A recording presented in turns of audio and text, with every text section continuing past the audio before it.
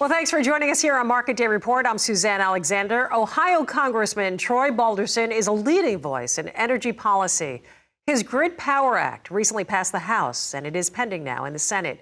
In today's Champions of Rural America, he talks about the benefits of this legislation, as well as some additional energy priorities that he's focused on. Thank you for the question, and we're really excited about this. It came out of the House probably a month and a half ago now in bipartisan support. It's the Grid Power Act.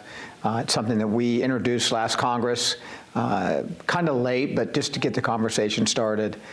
So we are overly joyed about that. And now it also has Senate companion. Senator John Hoeven and Senator Todd Young from Indiana are carrying the legislation in the Senate side. So excited for the movement that this bill is going to get. Well, the bill, it aims to streamline the interconnection process for power generation projects. Representative Balderson talked about how this act helps expedite this process. That's the main point behind this, and all your RTOs, your regional transmission operators, have been saying for many years now, look, we're taking away too much baseload energy. So the interconnection queue is 97% full right now of projects that have been sitting in there on average anywhere from 5 to 8 years. This piece of legislation will advance that the project stays in there for 1 year, and it gives the ability to the agency to fast track a dispatchable power out quickly. The congressman also spoke about how the Grid Power Act improves the lives of Americans in his district and beyond.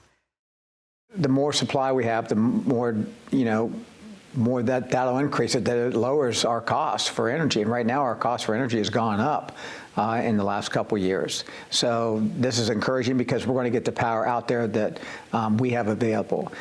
Representing the district that we represent here in Congress is one of the largest shale plays in the country. So we're excited by that. We also have, western portion of Pennsylvania, also West Virginia. So, we're going to be up there right there with Texas and deal with the energy. But the more supply we have, the lower our costs will be. Well, he also recently introduced the Affordable, Reliable, Clean Energy Security Act with an all-of-the-above approach to American energy. He talked about the goal of the legislation. It's more clarifying of definitions of what, clean energy is,